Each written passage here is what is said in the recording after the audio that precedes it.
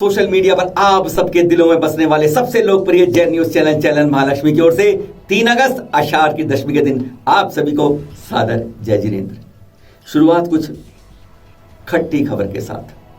शिखर जी में हम आपके दर्शन करा रहे हैं आपको यहां पर, और शिखर जी के अंदर पहली बात है नो एंट्री ऑन मोक्ष सप्तमी, यानी निर्वाण लाडू के लिए इस बार फिर बैक टू बैक दूसरे साल हम लोग निर्वाण लाडू के लिए शिखर जी नहीं जा पाएंगे। 31 जुलाई के दोपहर को सभी कोटियों में यहां पर एकदम एक समय में हड़कंप सा मच गया। प्रशासन वाले आए और देखकर हैरान हो गए कि बाकायदा यहां पर दिशा निर्देशों का खुला उल्लंघन हो रहा है। मास्क छोड़ दीजिए, दूरियां खत्म, इस तरीके से चलते हुए सबके हाथ में एक एक नोटिस थमा दिया गया, नो एंट्री नाउ फॉर दर्शनार्थी। एक यह हुआ, सब सकपके में रह गए। हड़कंप समझ गया कोठियों के अंदर कि यह क्या हुआ। यात्रियों को वापस जाने को कह दिया गया। 20 पंथी कोटि से ही उस शाम तक 150 यात्री वापस हो गए थे। 31 तारीख की बात है। शाम को फिर सब सारी कोठियों वाले मिलकर डीसी के कार्यालय पहुंचे। डीसी ने स्पष्ट कहा जून में दिशा निर्देश वह अभी तक जारी है, लॉकडाउन में कोई छूट नहीं दी गई और आपके यहां सबको छूट चल रही है, कोई नियम नहीं पाला जा रहा, यह देखा गया। डीसी की बात पर सबने मिलकर कहा कि यहां पर इस समय शिखर जी में 100 से ज्यादा दिगंबर संत विराजमान है और हमारे यहां जैनों के अंदर दर्शन करने की अभिलाषा बहुत होती है, इसलिए दर्शनार्थी आ रहे हैं। पर नियम क्यों नहीं पालन हो रहे हैं, इसका किसी के पास जवाब नहीं था। हमने कई कोठियों के मैनेजर से बात की, स्पष्ट बताया कि कुछ वृद्ध लोग, उम्र दराज के लोग बात मान लेते हैं, मास्क लगा लेते हैं, दूरी बना लेते हैं, पर युवा पीढ़ी ऐसी है, ना मास्क लगाती है ना कहना मानती है। यही कारण है कि सब कोठियों के हाथ में एक एक नोटिस मिल गया और कुछ किया तो बाकायदा नोटिस चस्पा दिया गया, जैसे आप देख रहे हैं। 1 अगस्त को बाकायदा अखबारों में यह छोटी सी कतरन देख रहे हैं आप, इस तरह की न्यूज आ गई कि दिशा निर्देश है, कोई छूट नहीं, यात्रियों को प्रवेश बंद है। जब काफी विनय हुई तब यह बात की गई आपस में ऑफिशियली ध्यान रखिएगा, Shikhar ji is no entry, सभी के लिए बंद है, नो प्रवेश फॉर एनी यात्री। लेकिन यह बात की गई अनऑफिशियल रूप से यात्री आए 10 अगस्त तक दर्शन कर लें, वापस चले जाएं। पर 11 अगस्त से लेकर 16 अगस्त तक ना पहाड़ पर वंदना होगी, ना किसी की शिखर जी में एंट्री होगी। इस बात की बात स्पष्ट कह दी गई, कड़े निर्देश दे दी गई। अगर ऐसा हुआ तो उस कोठी पर तत्काल कड़ी कार्रवाई होगी। इसलिए सभी यात्रियों को बता दिया है, ऑफिशियली शिखर जी बंद चल रहा है, अनऑफिशियली आप दर्शन करने 10 तक जा सकते हैं, लेकिन 11 से कोई पहाड़ पर एंट्री नहीं होगी। यानी पिछले वर्ष की तरह मोक्ष सप्तमी का लाडू नहीं चढ़ा पाएंगे सब मिलकर। महाराज ने ली अटपटी आंकड़ी, गाय ने पकड़ी।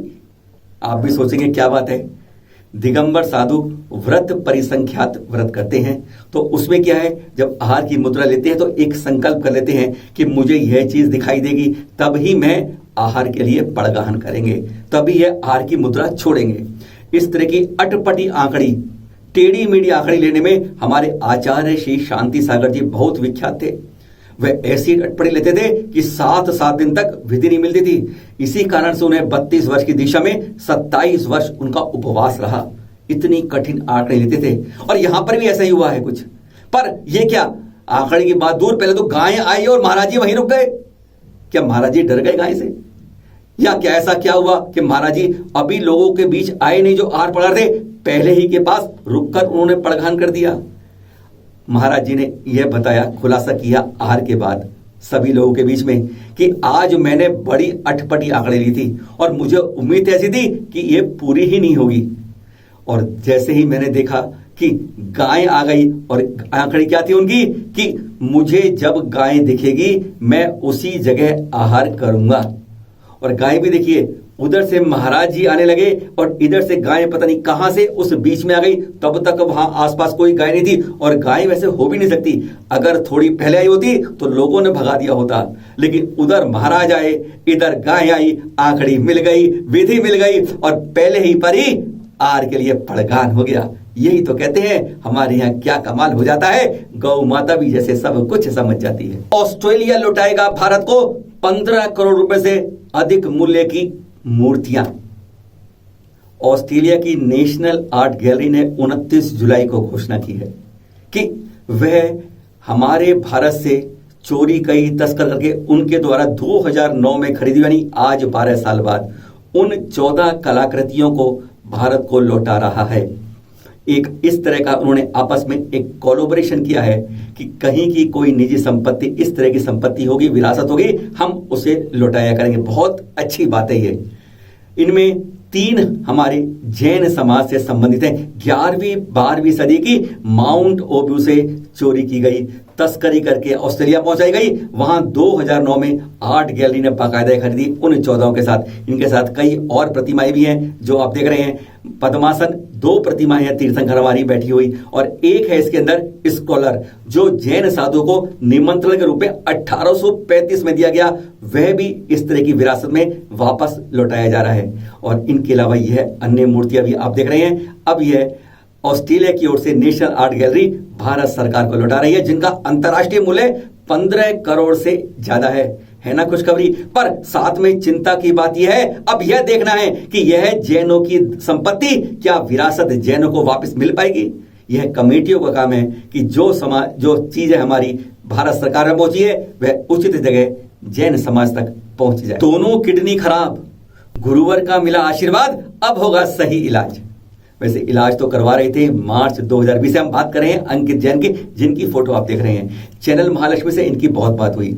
इस समय इनका एक दिन छोड़ के एक दिन भाग्योदय तीर्थ पर, वहां पर अस्पताल में डायलिसिस हो रहा है। एक दिन करवाते हैं, दूसरे दिन के बाद तीसरे दिन करवाते हैं। 1 महीने चलना है। अभी 76 किलो वजन था फरवरी 2020 में। पता चला चेकअप में दोनों किडनियां खराब हो गई हैं। आयुर्वेदिक इलाज शुरू किया, सुधर रहा था, लेकिन परहेज ऐसा हुआ इनका वजन कम होता गया।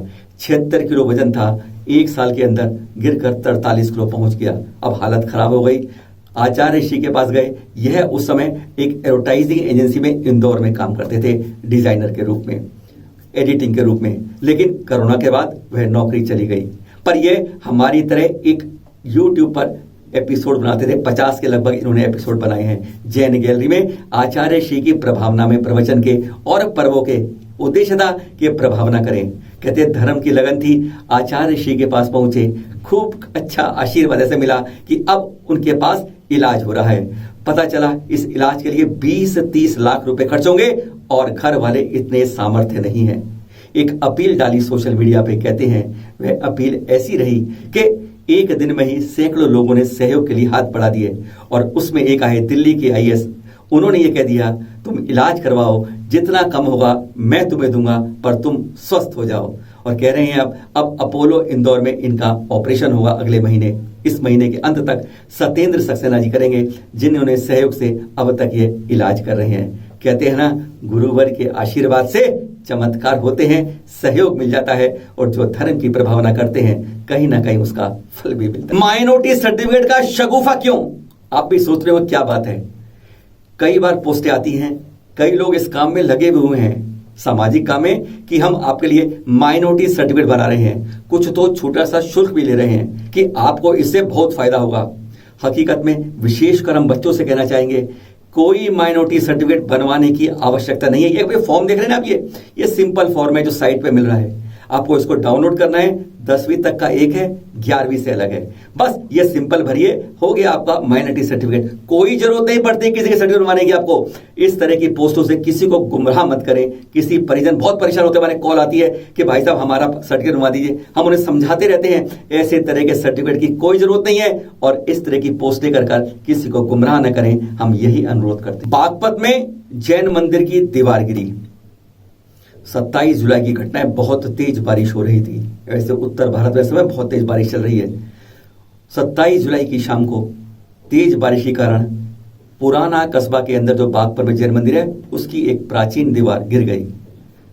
अच्छी बात यह रही कि उस समय उस मंदिर के पास कोई नहीं था। वैसे उस दीवार के पास कोई पार्किंग करता है, कुछ लोग वहां बैठते हैं, लेकिन उस समय कोई नहीं था। यह किस्मत अच्छी रही और यह दीवार प्राचीन थी, वह गिर गई, नुकसान कोई नहीं हुआ। आज का पावन दिन 17वें तीर्थंकर कुंतुनाथ जी का गर्भ कल्याणक दिवस यानी श्रावण कृष्ण दशमी है आज। और कहते हैं हसनापुर में बैक टू बैक यानी 16, 17, 18 3 तीर्थंकरों का गर्भ जन्म तप ज्ञान कल्याणक होते हैं। यानी यह है पावन दिन वहां पर। यह देख रहे हैं आप कुंतुनाथ जी की वही हस्तिनापुर की तरह जहां पर सर्वार्थ सिद्धि विमान से वे आए और फिर इसके बाद उन्होंने यहाँ की महारानी श्रीकांता जी यानी शूरसेन जी की महारानी के गर्भ में आए।